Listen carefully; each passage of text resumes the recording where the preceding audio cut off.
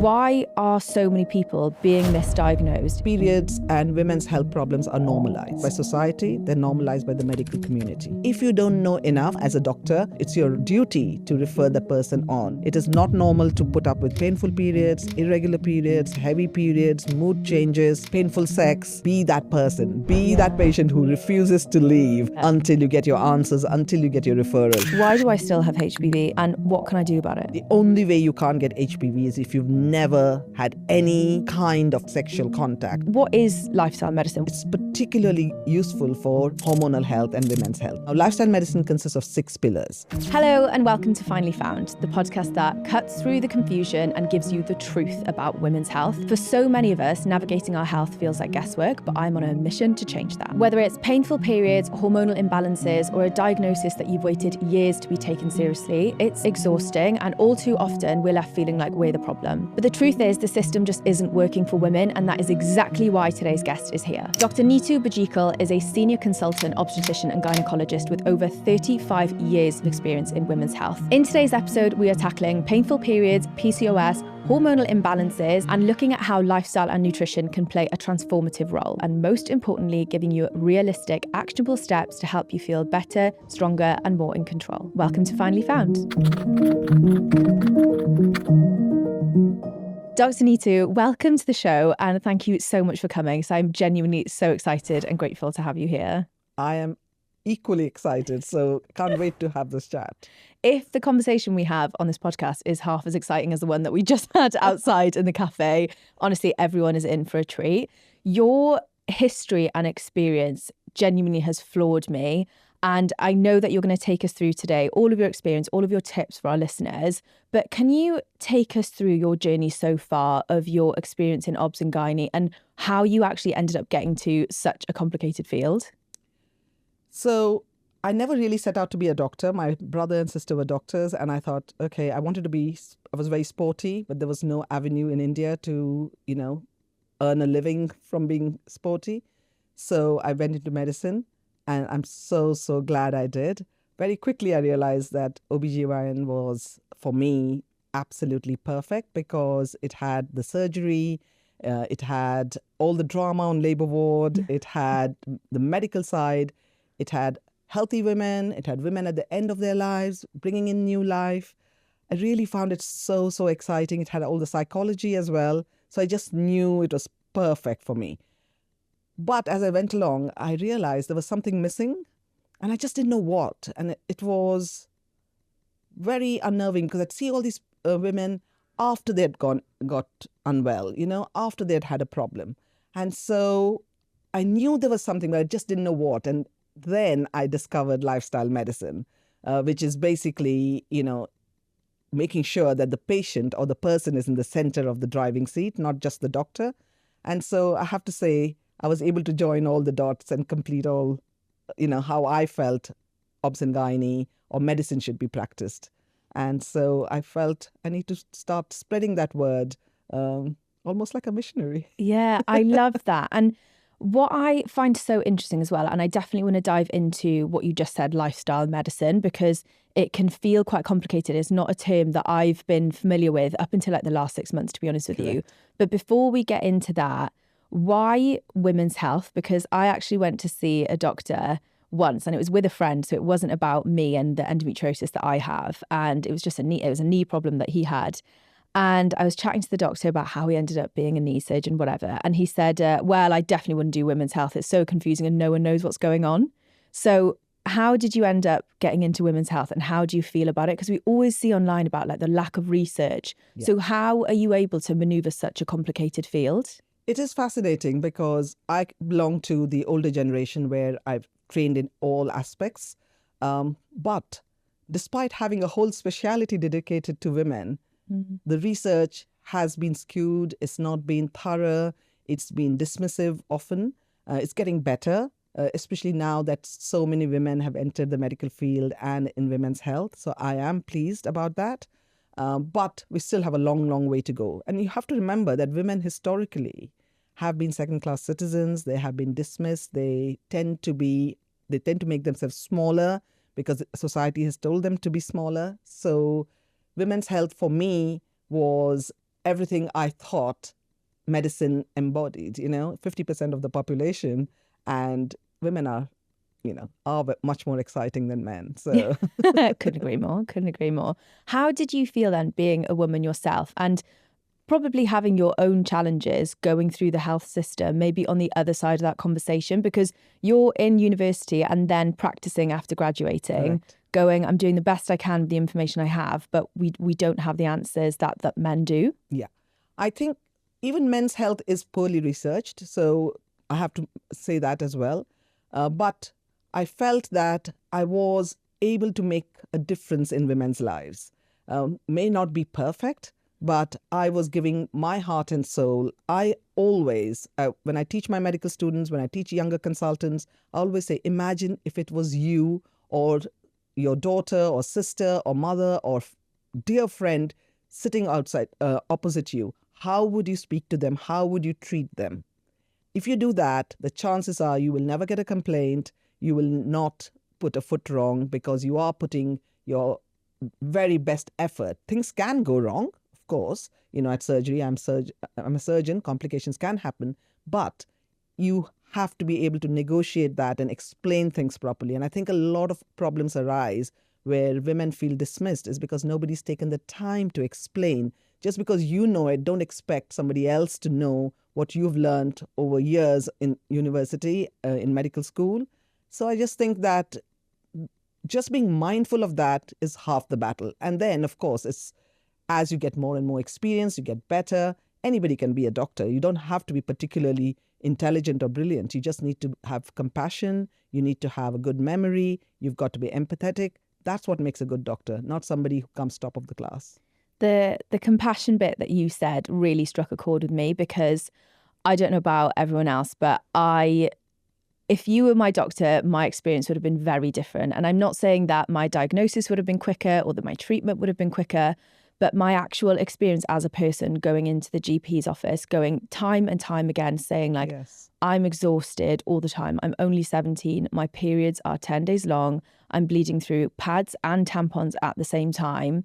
And what hurt the most wasn't actually the physical pain. It was the fact that my GP never made eye contact with me. They'd just be staring at the computer typing and then going, it's just painful periods. There's nothing wrong with you. Try a different pill. Correct. Those were always my solutions. I say solutions in quotations. So it's that compassion piece that I think is so missing, as well as all the research as well. And also being able to say, I don't know. I will refer you to somebody. If somebody comes to me with a chest pain, I would be a fool to actually say, here, let me give you good advice. I would say you need to see somebody who deals with chest pain, right? So somebody who's out of their depth, whether it's endometriosis, whether it is polycystic ovarian syndrome, whether it's menopause, whether it's cancer, it doesn't matter what it is. If you don't know enough and you don't have the resources to learn more as a doctor, then you should. It's your duty to refer the person on to somebody who knows more, who's able to, help that person. And I think GPs do a brilliant job, but they are strapped for time. And also they need to know a little about a lot of things. And so, I think a good GP, and there are many very good GPs, what they do is they'll say, I don't know the answer to this. I will send you on to somebody who probably does. And I think that's what was missing in your consult. And I'm sorry for, on your behalf as well, because I do think it's really hurtful. I know that myself. I went through early menopause at 38, got dismissed many, many, many times.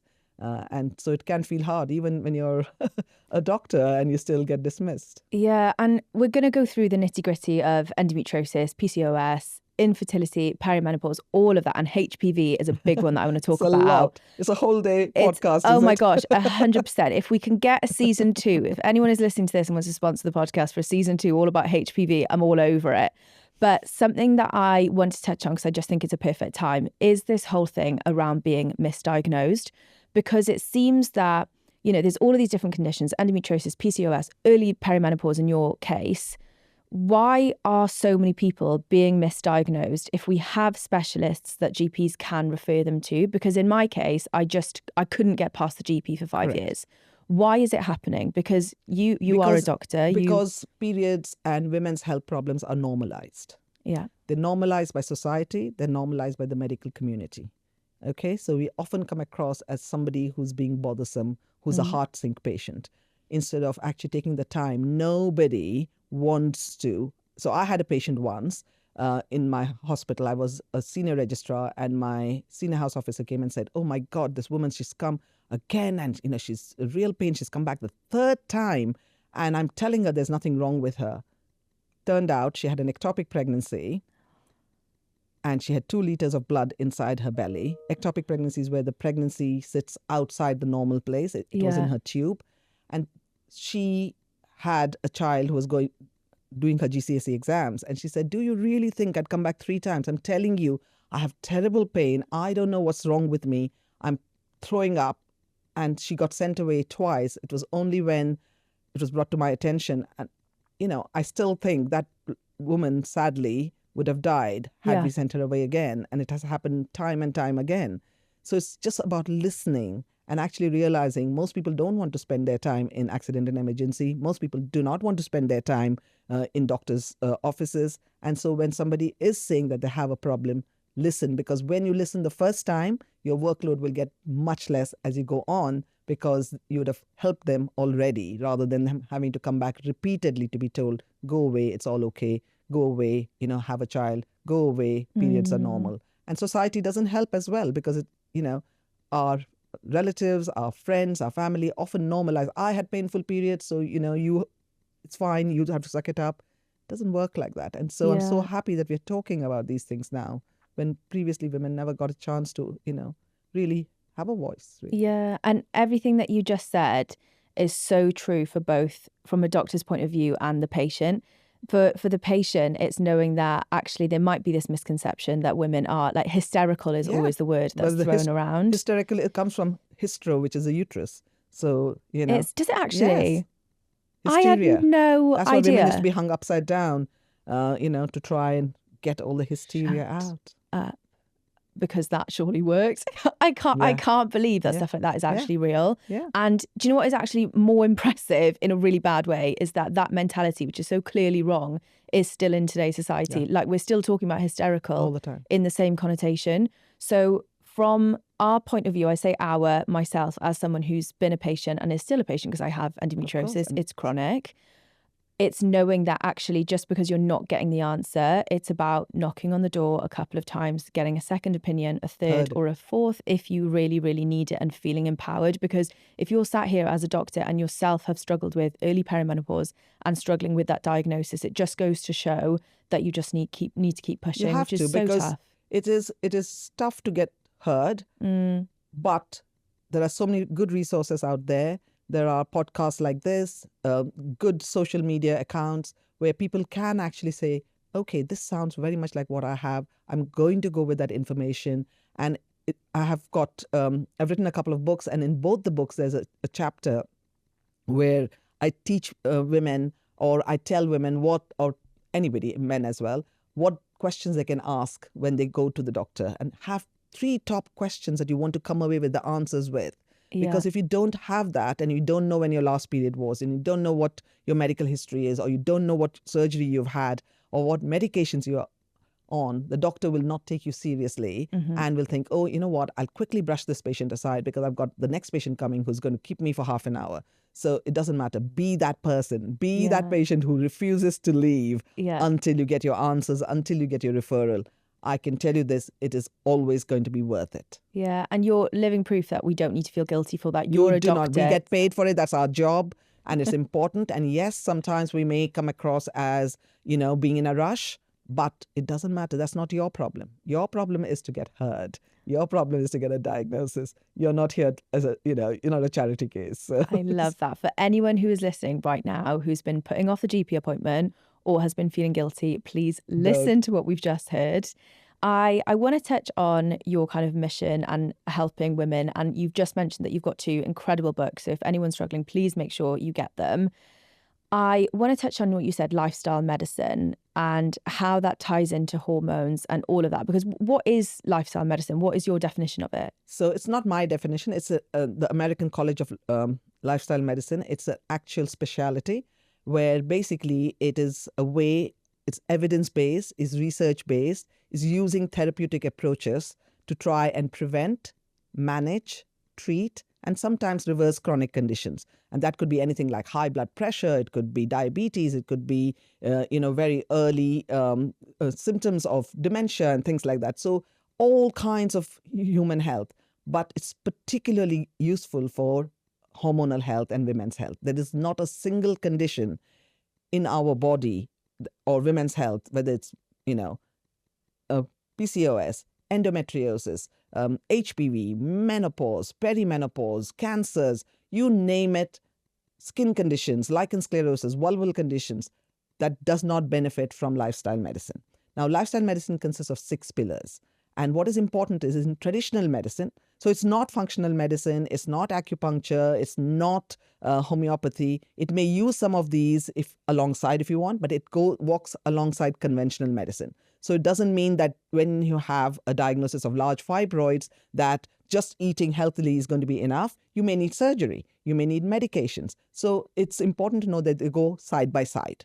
Yeah. But the difference between conventional medicine or Western medicine is that the doctor is in the driving seat. Mm-hmm. Here, the person, the patient, you are in the driving seat. You will decide because there are 6 lifestyle pillars.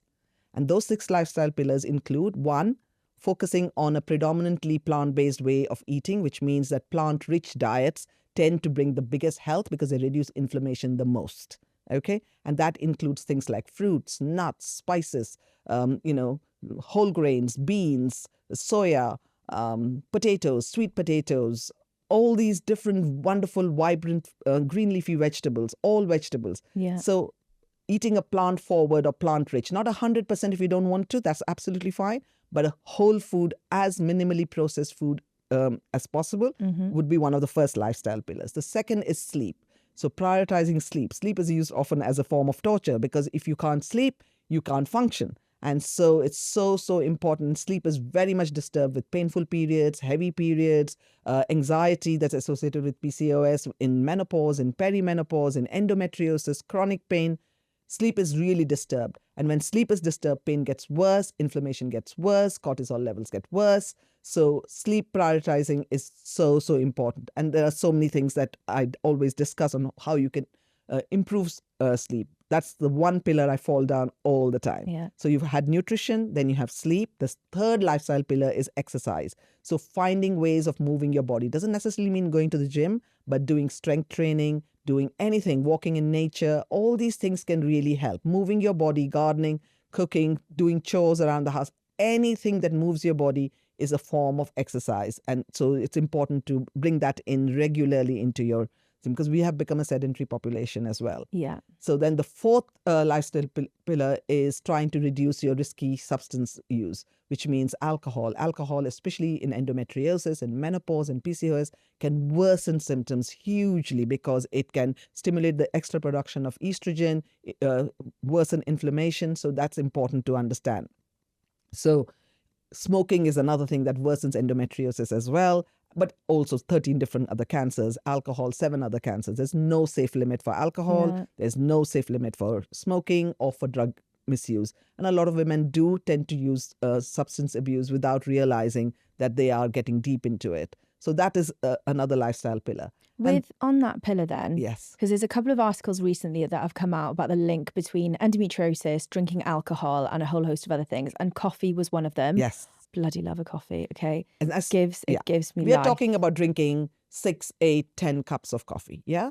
We're not talking about drinking a single cup of coffee or 2 cups of coffee in a day. Okay, fine. So I can keep, honestly, if you took my Americano away, I think I just have to stop listening to you. I couldn't do it. So understanding that it's the same thing with alcohol. There's no safe limit with alcohol. But if you wanted to have a toast or a drink at a friend's party, a little celebration. That's absolutely fine. If you start normalizing alcohol, that becomes a problem. Yeah. So we've talked about nutrition, sleep, managing stress is another huge lifestyle medicine pillar because everybody has stress. Okay, chronic stress is what causes inflammation. acute stress, like coming on this podcast. I'm sure you must have been nervous. I was nervous. Don't know what you're talking about. Yeah. Okay. Me sweating. Yes. So, and that's good. That makes us perform well.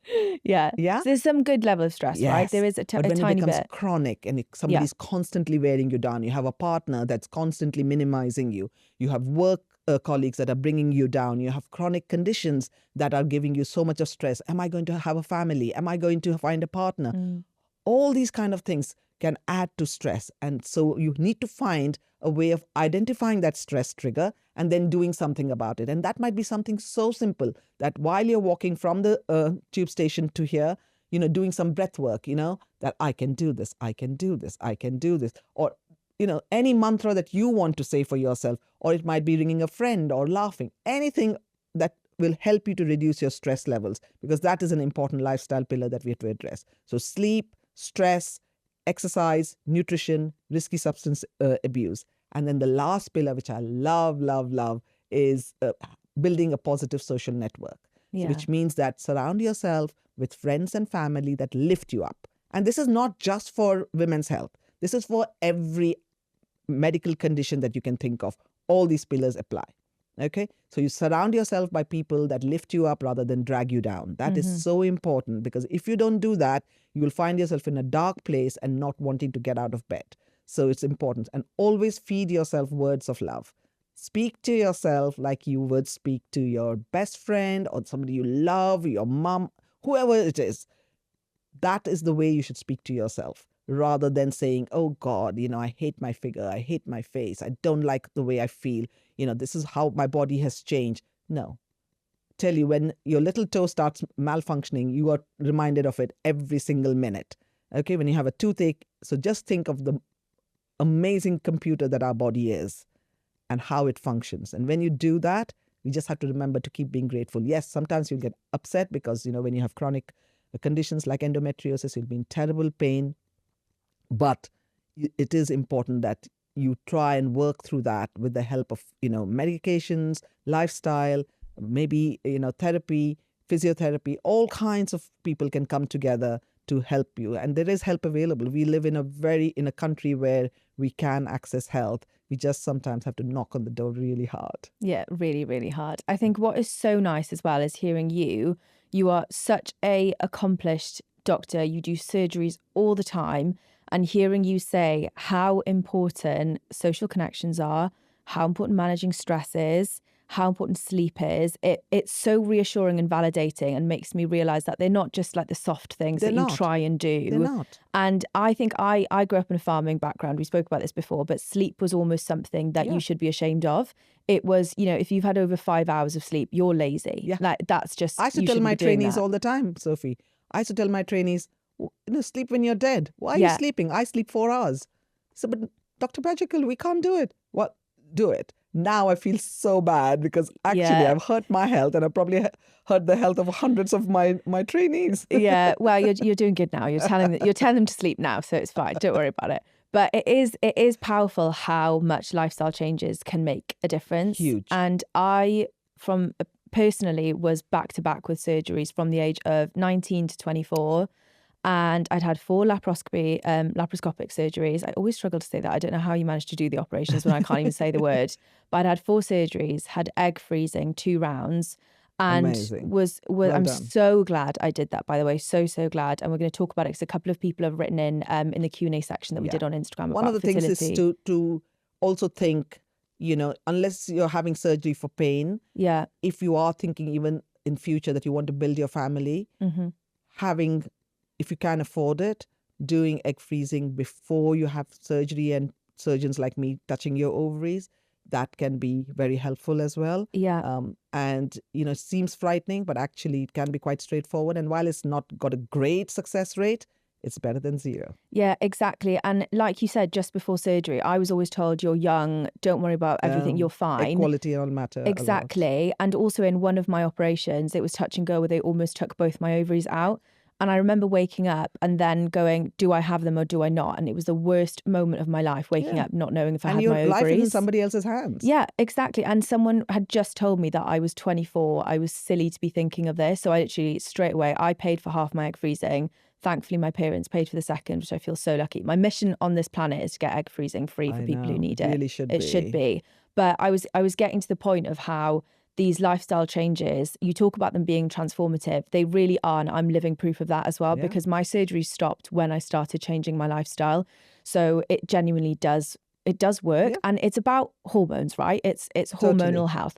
Hormones are such a complicated thing in themselves. They're chemical messengers. Basically, they're released from one organ and they work their magic generally in a distant organ. So your brain sends out FSH, LH, works on the ovaries to release estrogen, progesterone, testosterone. So it's magic. These are chemical messengers, but sometimes they get a little bit, they get lost. And so you have to help them back with the help of lifestyle changes. And I know, because I myself went through early menopause, as I said, at 38.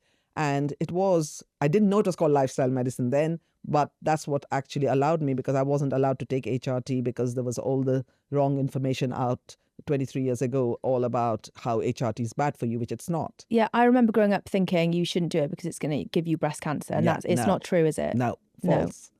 That's why I wrote my second book, which is Finding Me in Menopause. Which is brilliant. So you then chose to go down HRT, right? And that's what you mean by... No, I was never prescribed HRT. Never? No. So I'm still living proof here with bone density of a 30-year-old. And is that, if you don't mind me asking, is that something that you would like to have the option to? You're just struggling to get access? I'm 63 now, but really you want to be on HRT within the first 10 years of becoming menopausal. And if you're under the age of 40, you have to be on HRT. In fact, under the age of 45, it is mandatory that your doctor prescribes you HRT unless there's a contraindication.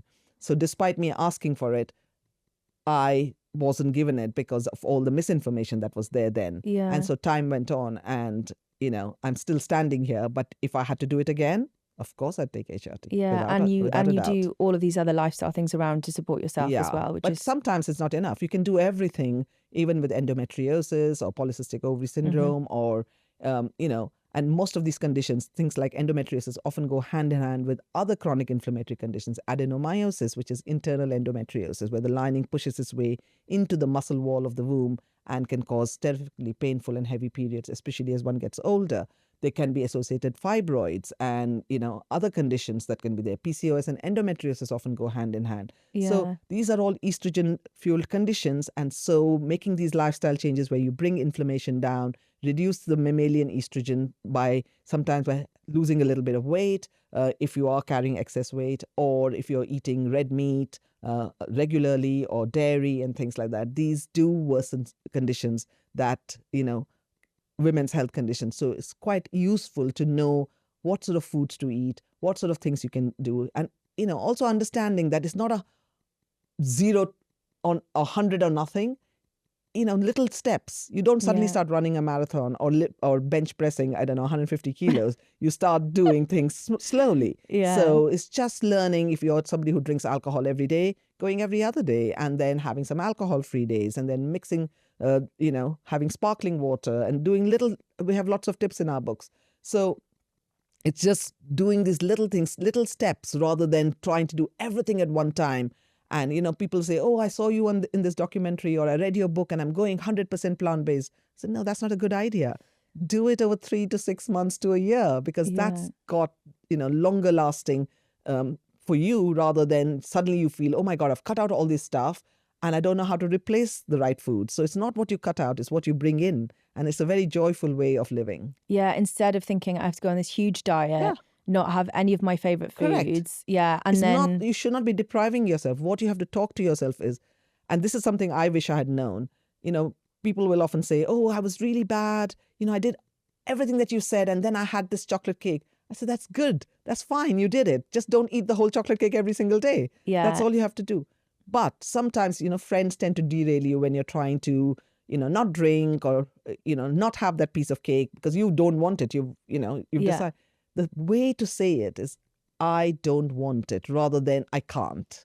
The moment you say you can't, you're depriving yourself. The moment you say I don't, you're actually in a position of power for yourself. So you say, today I'm not drinking. Today I don't want to eat that chocolate cake. Tomorrow I might, but not today.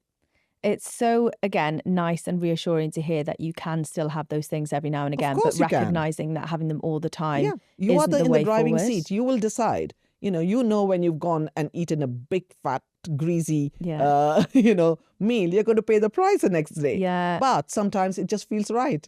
So do it. I used to have extra large. It was the biggest pizza you could have at Domino's. I used to have extra cheese and stuffed crust. Yeah. But I was having it once a week, which, well, I say once a week, it was more like twice. And I wonder why I gained so much weight. My endometriosis was the worst it'd ever been. Gluten can make it worse for some people. And I want to get into a couple of the foods, especially gluten and dairy, in a second. But two things that you've said that I think are really, really interesting. So the first is about, again, recognizing that it's not just about the lifestyle stuff.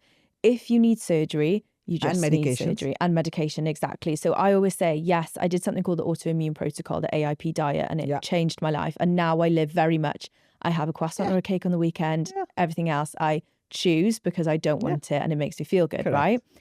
But I also had really good excision surgery a couple of years ago. And even though my symptoms were still present before the AIP, I know that it did help with the adhesions. I wasn't having pain with exercise as much. And so my job to go hand in hand with the good surgery is to make sure that I'm eating and exercising in the right way. After surgery, you might need hormonal medications as well, because you may not necessarily, because we do know, however good we are with excision, sometimes endometriosis, and it's not a curable condition as such, so it can come back. And so you do have to suppress it. And there are many, many medications. And so it's a question of trial and error and finding, is it a GnRH agonist? Is it an antagonist? Is it the progesterone-containing coil? Is it the mini pill? Is it the combined pill? There are such a wide range, but you do need to have somebody who can talk you through those options. And then for you to decide, no, that doesn't sound right. That doesn't sound right. This sounds right. No, I don't want any of that. I just want surgery. It needs to be your choice, but you need to have that informed choice, because you can't make an informed decision unless you know all your options. And that is important. Just pausing the episode to say a big thank you to the sponsor of this podcast, Boira. If you've followed me for a while, you know I'm all about natural pain relief, and their TENS machines are genuinely amazing. My go-to is specifically the Boira EM50 TENS machine with heat technology. If I'm having an endo flare-up or cramping from my period, I just pop it on, and the combo of the TENS technology plus heat therapy is pure bliss. I wear it at home, on the go, and it's an absolute dream for flights, and I recommend it to everyone I know who wants non-medication support for pain. And if you want to get your own, you'll find the link to the Boira EM50 in the show notes, and make sure to use the code FOUND at checkout. It's your exclusive listener discount. And now let's get back to the episode. You hear a lot on social media now about informed consent and how so many women are saying, I never would have taken the pill that I was on had I have known it would have done this. I was on Dianet for a couple of years. It was a pill because it was really good for skin. Very good for skin. Very good for skin. And it was really great for my skin for probably about 18 months. And then it just stopped working. And I, out of nowhere, just experienced very deep, dark thoughts, almost depressive, very anxious, and went to the doctor just to get more of these pills because they had to check my bloods and everything. And this one random doctor had just said, oh, by the way, how do you feel in yourself? And I was like, well, pretty shit, to be honest with you. And he said, okay, I'm going to take you off Dianet then, because it can also cause depression or symptoms of depression. And I thought, oh my God, have I been struggling with these really horrid thoughts for the last 6-8 months, and they're not mine? And I came off the pill, and 2 months later, it was just like a fog had lifted. And I was like, those thoughts weren't mine. And it's really scary. So informed consent is something I wish everyone to look into. And it's not about you should or shouldn't go on the pill. The pill is life-saving for a lot of people. For a lot of people, exactly. A lot of people, and most people will have virtually no side effects from it, except the initial, they might get a bit of headache, bit of spotting and things. But then there'll be equally, especially the younger patients can find that they have mood changes. And if you do a break every month, that can be much worse for you. It's always better to take the pill back to back without a break. And there's a whole different story as to why that originally the pill came with the back to back break. But it's so important to know that there are other choices as well, but also not to demonize the pill. But if you are that person suffering from mood changes, suffering from symptoms that don't feel right, because a lot of my patients will say, oh, I love the way my skin feels, but I hate the way I feel on it. Well, then it's not right for you. But no, I don't want to come up because I feel actually much worse with my acne then. So you really have to find that balance. And yes, there should be much more research. And is the pill perfect? Of course, it's not perfect. But right now it's one of the best things that we still have, which can help people. So it's just finding that person, the doctor who can actually explain these different things, because often the pill is the right medication, and for you it was the right medication at that time. It just needs the health professional to explain things, because when you just hand out surgery or hand out medications without explaining, then when the side effects kick in, you feel angry, you feel at a loss, and you feel you are on the wrong medication. That's the problem. It's because of not knowing. Ignorance makes it very scary. Anything makes it very scary. Then you become vulnerable to misinformation and myths and things like that. Yeah. So who is the right person to talk to about what contraception you should be on? Usually it's your GP, who's pretty well informed, should be well informed, because that's what they deal with day in and day out. As well as, and they all go for lots of conferences and things like that. Your gynecologist also will know, but not necessarily as much as a GP. You'll be surprised. Okay, that's interesting. Yes. And the family planning clinic as well. But again, there's lots of information on the NHS and on the right sites that you can read and understand and be aware. You have to know. Like if you read about paracetamol, for example, there's so many side effects. You would never take it. Yeah. Correct? It doesn't mean it's going to happen to you. Yeah. But it's important to be aware of that. Yeah. Same way, you have to be aware of what you're putting into your body. And that's important. I have a couple of fact sheets on my website just dispelling these myths about and misinformation about the pill, because it actually does save lives by preventing pregnancy, unwanted pregnancies, so many things, and so many non-pregnancy benefits, as non-contraceptive benefits as well. So, we won't go into that into great detail, but people can read about it. And as I said, it's not for everyone. And if it is not for you, then there are other things that you have to look for. I think we could have a whole episode about the pill. Yeah, and it's a whole episode. Yeah, and we'll make sure that we put your website and those resources in the show notes as well, because I think it's important that people have something and it's all right free, now, so they can... which is amazing. Yeah. Thank you very much. Thank you. And one last thing on the pill as well is that because I'm currently not on anything, so not on any pill, and I just track my cycle with my temperature, everything. And I now don't have any symptoms of endometriosis because I watch my lifestyle so much.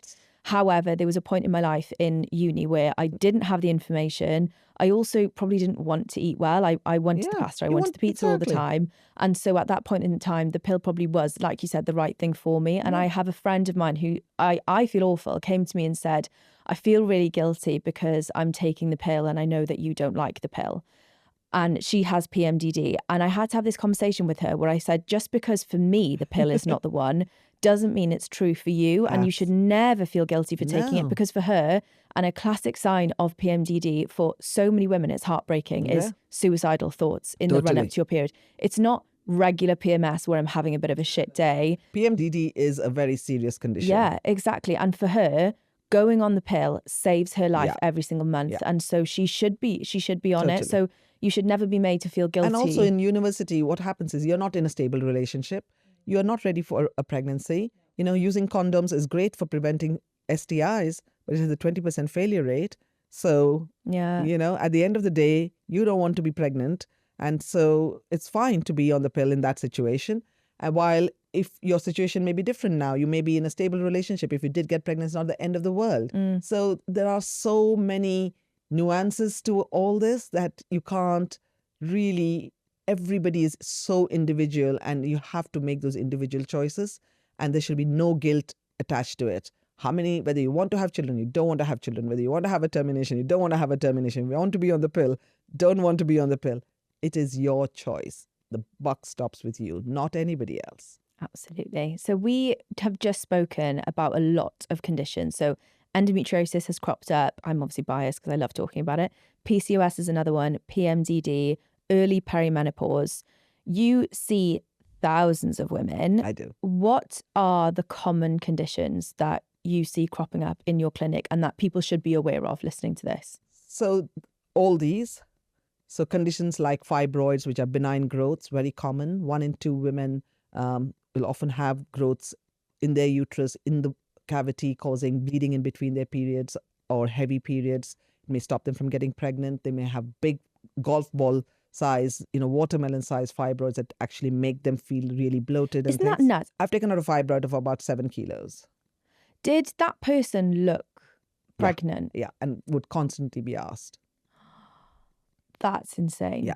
So fibroids are very common. And so you PCOS, said benign, which means non-cancerous. So it's yes, not almost harmful in always. that way. Very, very, very rarely. It can turn cancerous, but very rarely. Okay. But it can become painful. It can grow in size. Those things are not normal. So it's important. And again, lifestyle is important. You know, we know that certain things increase the risk of fibroids, certain things reduce it. So it's just important to be aware that, you know, Yeah. these are all so many women's health conditions that can affect. I also have special interest in colposcopy as to do a lot of in HPV and precancerous cells and cervical cancer, which is a completely preventable cancer.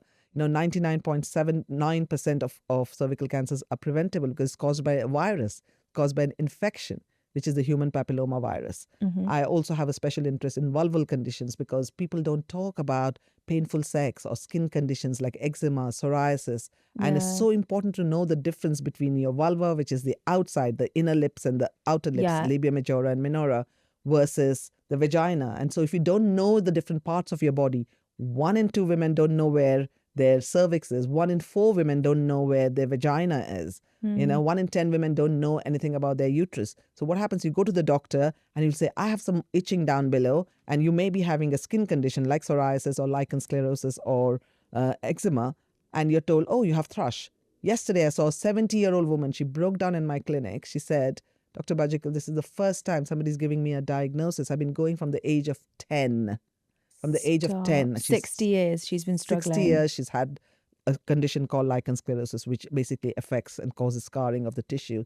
And she said, I've lost count the number of times I've been treated for thrush.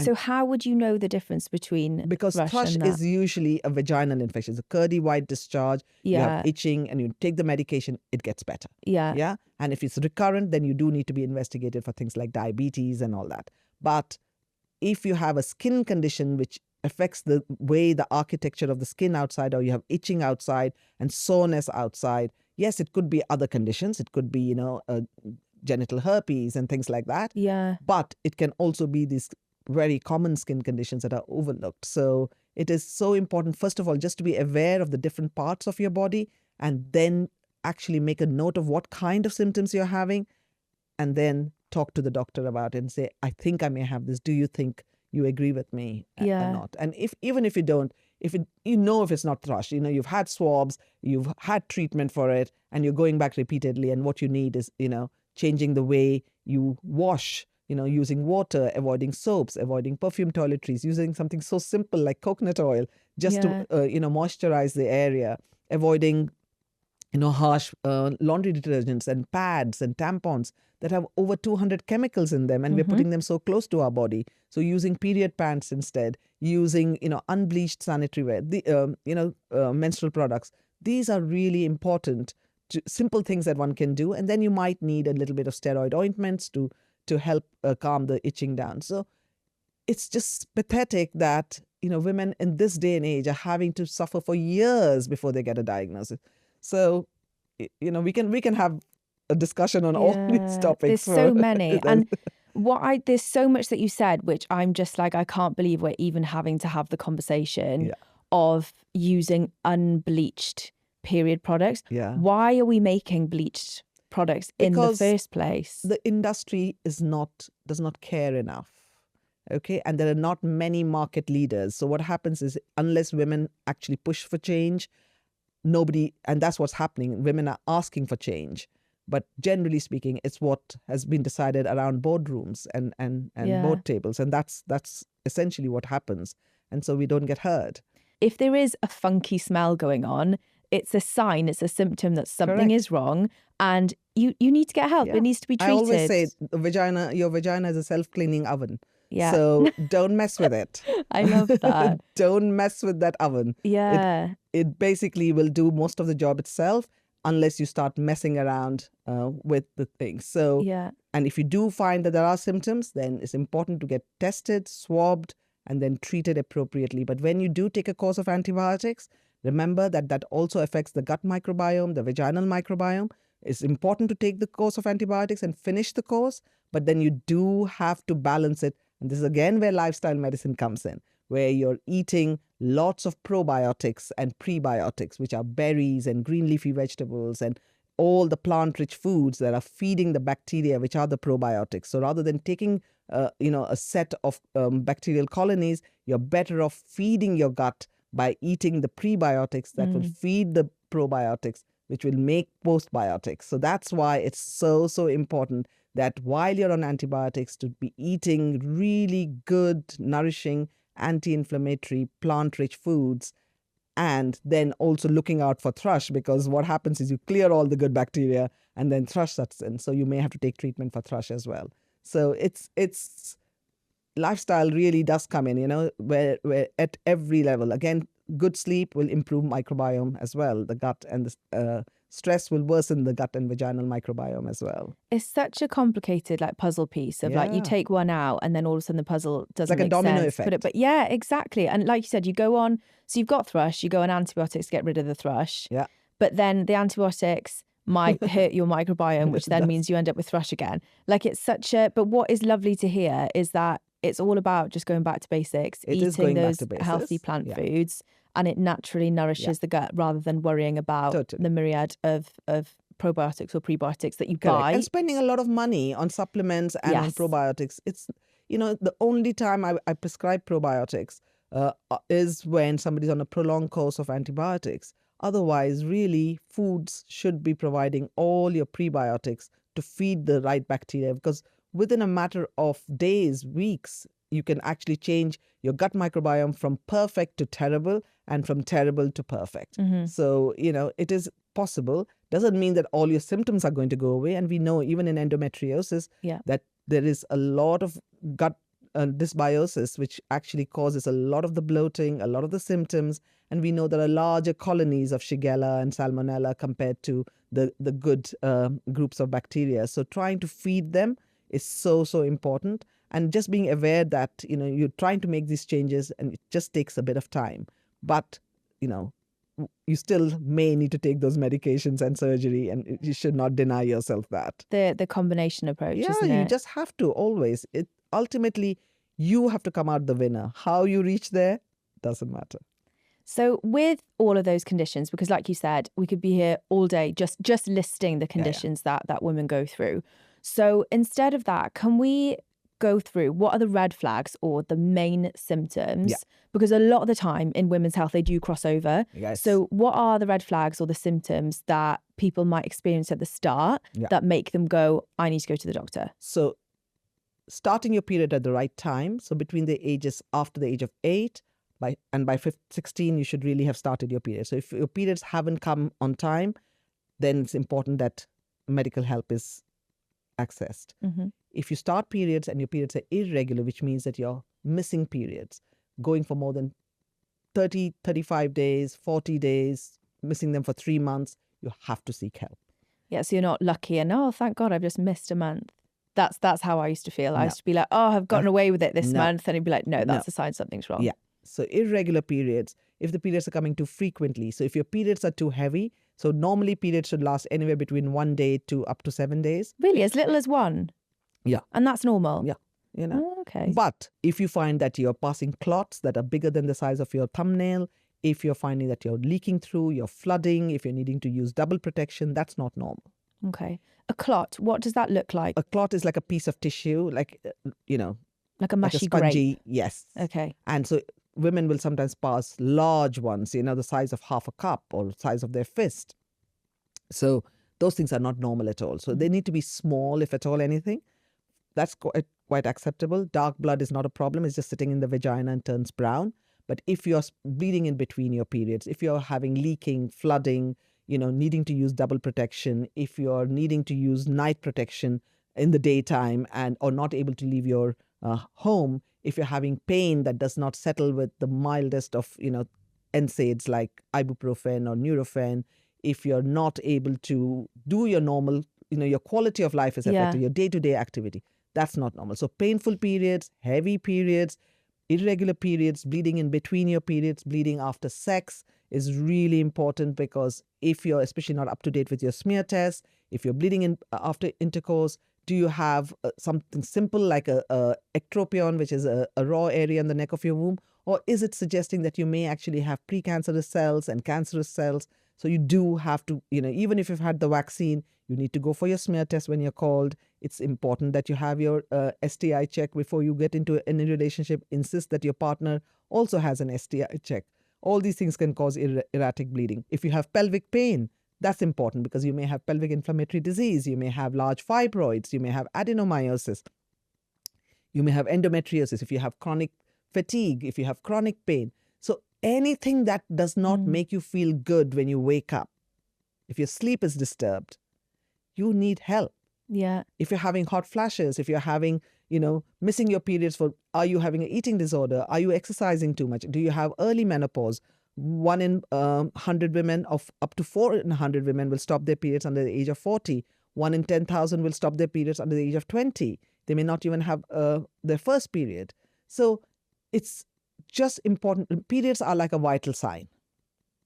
Just like you breathe, just like you have your pulse rate, just like you have your temperature, just like your blood pressure, when you go to the emergency department, the nurses should be asking, what is your period history? Because if you're not having periods, you may be somebody who has an eating disorder. You're more prone for fractures. So it doesn't matter which department you end up. You may be pregnant, like that woman whose child was trying to do her GCSEs and had to come back 3 times. And since then, now on the NHS, we have a rule. Any woman comes into any department from the time she's 8 or 10 until she's 55, we do a urine pregnancy test because we do not, you can't afford to miss such a easily treatable, such a dangerous condition. It's so interesting. And again, it's one of those things where I'm like, I don't know why we're even having to have this conversation, but it's so important. Basically, if you are in pain, your life is disrupted in any way. You're not sleeping right, you're not eating right, you're just not feeling well. That is reason to believe that something might be going on underneath and you need to go to your doctor. And it may not be a women's health problem at all. It could be a stomach ulcer. It could be anything. It doesn't matter. Nobody should put up no gold medals for pain. Yeah.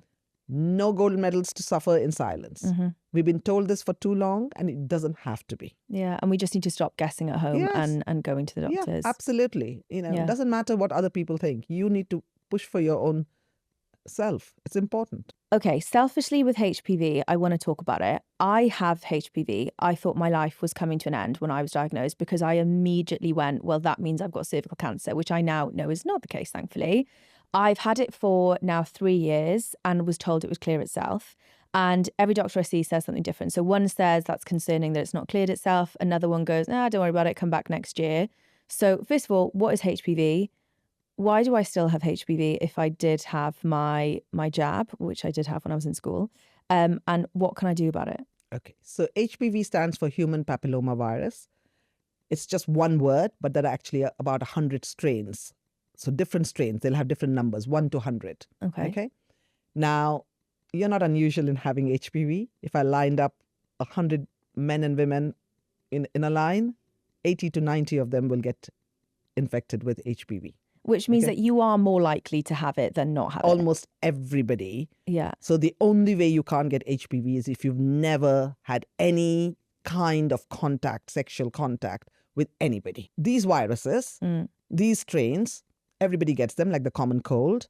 Most men and women will get rid of it naturally over 2 years. Okay. But if you have any chronic conditions, autoimmune conditions, if you're just unlucky, it won't clear. Okay. Mm-hmm. Now, there are some strains that have been studied very well, and we know that some can cause a little bit more concern. Don't like the word high risk because they're not really high risk, but numbers like 16, 18, 33, these have been associated with cervical cancer. Yeah. Okay. There are some others. And then there are some lower risk ones which can cause genital warts and things like that. And then there are others that we don't even test for very much because they're not very significant. So when we tell you that you've got HPV, it's usually that you've tested positive to either 16, 18, 33 or one of the other ones. If you had the HPV vaccine, and depending on which one you've had, because there are ones that cover 2 viruses, 2 of the strains, 3 of the strains, 9 of the strains, okay, depending upon which time of the and where you've had that injection. Boys are also getting it now, but girls get it at around the age of 12 because before they have any sexual exposure. Okay, and you can get it. HPV can be transmitted through kissing and things as well, and oral sex as well. Can it? Yes. I didn't realize it was just kissing. Yeah. I knew it could be like any kind of Any like kind of close mucosa to hugging and stuff. mucosa. Okay. And as I said, most people get rid of it, but often we'll see people with thyroid issues or endometriosis or other autoimmune conditions don't necessarily clear it that easily. Yeah, your immune system is just your immune busy system is just fighting not other clearing stuff. it. Yeah. And I have 80-year-olds with HPV, and they're Yeah. absolutely fine. Yeah. But depending upon whether you've cleared it or not, and which strain has been picked up, and if started creating any changes in that little area around the neck of the womb, around the cervix, which is known as a transformation zone, those cells are very vulnerable to the virus, and so they make some changes, and they look different under the microscope. And so we first test for HPV, and then if you test positive to HPV, then look at the cells. Then a pathologist will look under the microscope and will say, I can see some cells that look mildly abnormal, severely abnormal. Based on that, you will come and see somebody like me, and you would have a colposcopy where I'd have a closer look, maybe take a little pinch of skin, and then decide whether you need a piece of skin to be taken away with all those abnormal cells. Doesn't necessarily impact future fertility or anything, but you may need more surgery and repeated surgery. Just depends upon what the diagnosis is. For the vast majority of women, they will clear it. They will clear it with some simple treatment sometimes if it's needed. Otherwise, we just keep following you up. If you've not really had many changes, we will follow up people and not necessarily treat them. It doesn't have to be treated always, depending upon and young women we often watch because the cells can go back to being normal as well. Yeah. So it's a very interesting situation. But as I said, the reason you may not have cleared it could be a number of reasons as well. But I wouldn't worry about it. What is most important is you make sure that you keep your smear appointments and don't have unnecessary treatment if you don't need it, but have the treatment, which is known as a LETS procedure, if you do need it, or a cone biopsy if it's something more serious. But we always have a multidisciplinary meeting where we discuss all the complicated cases. So somebody who's, say, young, who's not yet had a family and has got mild changes or moderate changes, we don't necessarily rush to treat them. We might actually say, let's observe them for 6 months or a year, see if things go back to being normal. Because the change from having mildly or severely abnormal cells to becoming cancer is usually very long. It's not very quick.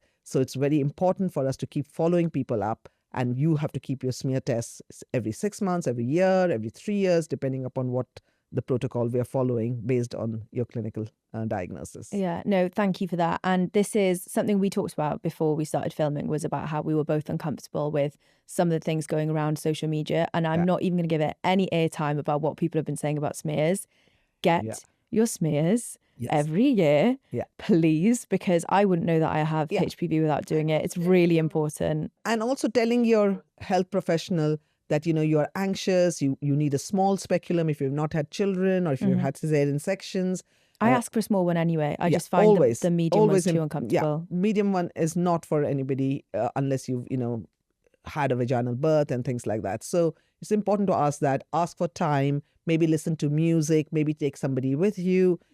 It's important that you ask for that, because some people really don't go to the doctor or to the nurse because they've had a bad experience. And so it's important for us. And we are trying to develop, self-testing as well. Oh, wow. Which, there's a research trial going on to help people, because a lot of, London is very poor with women coming forward for smear tests. Wow. And I bet you it's not even just HPV, it's so many other conditions. Thrush, people get embarrassed about it. Course. Pain in their pelvis, pain after sex, Yeah, get and painful embarrassed sex, about it. I ask all my patients, why do you not seek help? And they'll say, we think the doctors are very busy and the problem is not so much, but it's breaking up relationships.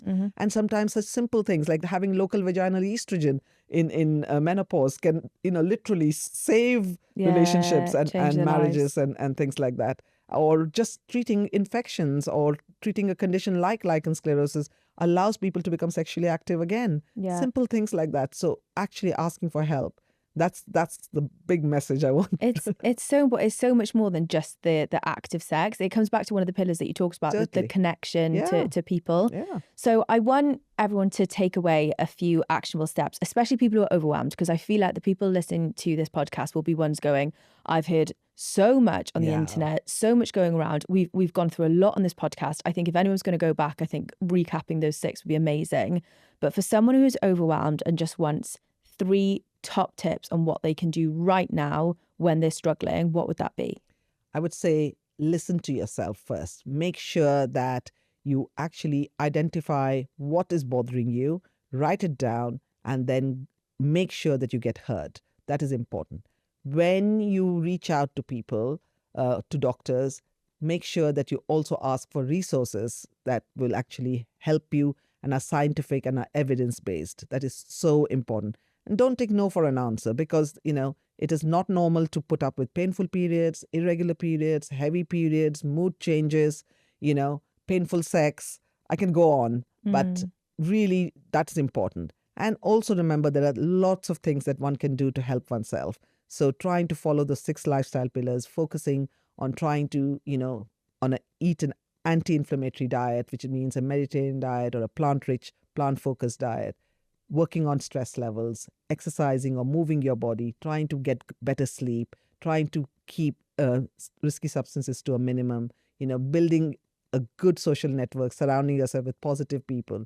These are simple things that one can do, really, that I feel is not that hard. And just pick one that sounds easy and it appeals to you, and then the others will fall into place. Yeah, and not having to do it all at the same time. That's what. Just gradually. So you might just it. decide, I want to go for a walk every day in the sunshine. That's all you have to do. When you do that, you then tend to come home and reach for that apple. When you reach for that apple, you say, oh, I want to ring my friend and talk to her and laugh with her, rather than hiding away.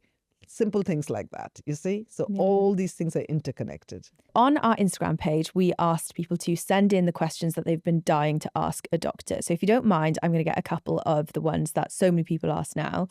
So one really common one, which we haven't covered, is, should I stop eating gluten and dairy? Will it help my hormones? I think the short answer is it can help you.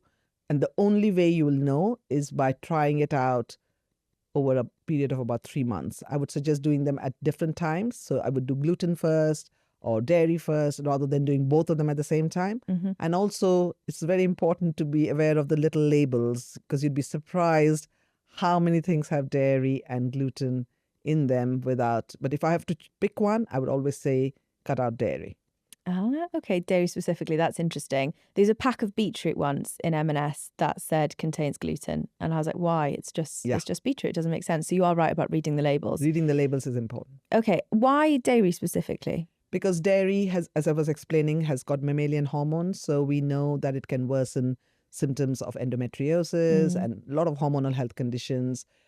We know that men, for example, who consume dairy in even moderate amounts have a 25% increased risk of aggressive prostate cancer. Wow. So we do know that dairy has got, some benefits with calcium in it, but you don't really need your calcium from that. What you need it from is from soy milk, which is the plant-based milk to drink, not almond milk, not oat milk, not rice milk, because soy is a complete protein and has got the right plant estrogens. And we'll do a whole episode on soy another time. But really, you're trying to focus on anti-inflammatory foods, and dairy is meant for, or cow's milk is meant for baby calves and not really for adults. So acne and all these things can actually get much worse. Bloating, lactose intolerance. 80% of the world's population is probably lactose intolerant, and they get a lot of gas and bloating, especially people of color.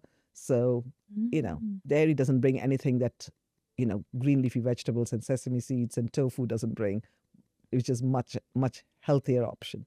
My cystic acne flares come from dairy. I know that now after going through a cottage cheese obsession. And then another question is, I want to understand my natural cycle. Does that mean I have to come off the pill? Yes. You cannot be on the pill because there's no medical reason to have a withdrawal bleed on the pill, and there is no natural cycle on the pill. It's suppressing ovulation and is absolutely great for, contraception and non-contraceptive benefits that we talked about, but it's not a natural cycle. So a natural cycle is when you're not on anything, no medications, nothing. At all.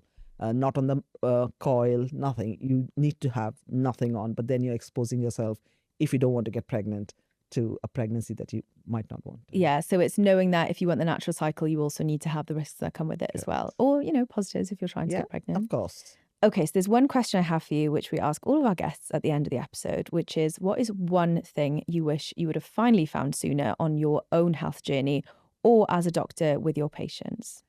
I think I would put it down to myself. I wish I'd found the confidence of asking louder for help when I was struggling at the age of 38, when I didn't know where to turn. So, yeah. Thank you so much for coming on the podcast. I've absolutely loved this. I feel like it's been a bit of a selfish hour where I've just asked you everything I've wanted to know and more. And I know that you will have helped so many other people. Thank you. In just the hour that we've spoken. But there are two things that I want to show. They are books that you have written. One is called Living PCOS Free, which I'm so excited to read, by the way. So I will be stealing these. Thank you for bringing them. And then the second is Finding Me in Menopause, which again, I'm not menopausal right now, but I will be soon. If you're above the age of 30, you need to be reading it. Yeah. PCOS book, which I wrote with my daughter Rohini. It's particularly helpful for all people who want to learn more about hormonal health. Okay. While the menopause book is all about understanding lifestyle medicine as well. So, and there are lots of recipes and case studies and things like that. So I can't wait, because that is the thing. Just because it says for PCOS, I bet you it's actually all relevant for. And I've had everyone. lots of men read these books, both for their partners and for themselves, and they said like, "Wow, I didn't know that." Yeah. So you mean I can help myself too? Yes.